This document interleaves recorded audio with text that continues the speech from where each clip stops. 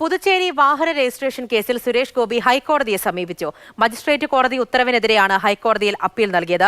S രാഗിൻ വിവരങ്ങളുമായി ചേർന്നുണ്ട്. രാഗിൻ, മാതൃഭൂമി ന്യൂസാണ് ഈ വാർത്ത മുന്നിലേക്ക് കൊണ്ടുവന്നത്. നിയമ നടപടികളൊക്കെ മുന്നിലേക്ക് പോവുകയാണ്. അതിനിടയിലാണ് സുരേഷ് ഗോപി ഇപ്പോൾ ഹൈക്കോടതിയെ സമീപിച്ചിരിക്കുന്നത്. എങ്ങനെയാണ് നീക്കം? പുതുച്ചേരി വാഹന രജിസ്ട്രേഷൻ കേസിൽ നിന്ന് തന്നെ ഒഴിവാക്കണമെന്നാവശ്യപ്പെട്ടുകൊണ്ട് സുരേഷ് ഗോപി നേരത്തെ മജിസ്ട്രേറ്റ് കോടതിയെ സമീപിച്ചിരുന്നു. പക്ഷേ മജിസ്ട്രേറ്റ് കോടതി അത് അംഗീകരിച്ചിരുന്നില്ല.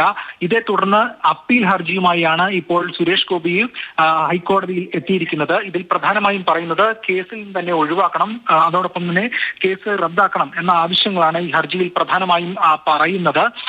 എന്തായാലും ഈ 2010, 2016 ഈ സമയങ്ങളിൽ അവിടെ വ്യാജവിലാസത്തിൽ പുതുച്ചേരിയിൽ വാഹനം രജിസ്റ്റർ ചെയ്ത് നികുതി വെട്ടിച്ചു എന്നതാണ് സുരേഷ് ഗോപിക്കെതിരെയുള്ള കേസ്. നേരത്തെ സൂചിപ്പിച്ചതുപോലെ ഈ പുതുച്ചേരി വാഹന രജിസ്ട്രേഷൻ വിഷയം മാതൃഭൂമി ന്യൂസ് ആണ് ഒരു ഇൻവെസ്റ്റിഗേഷൻ എന്ന നിലയിൽ വാർത്ത പുറത്തു കൊണ്ടുവന്നത്. അതിനുശേഷം പിന്നീട് ക്രൈംബ്രാഞ്ച് അന്വേഷിക്കുകയും അതിൽ കുറ്റപത്രമടക്കം നൽകുകയും ഒക്കെ ചെയ്തിട്ടുണ്ട്. ക്രൈംബ്രാഞ്ച് കണ്ടെത്തലായി പറയുന്ന കാര്യങ്ങളും ഇവയൊക്കെയായിരുന്നു. എന്നാൽ ഈ കണ്ടെത്തൽ, ക്രൈംബ്രാഞ്ചിന്റെ കണ്ടെത്തലിനെ സുരേഷ് ഗോപി എതിർക്കുകയാണ്.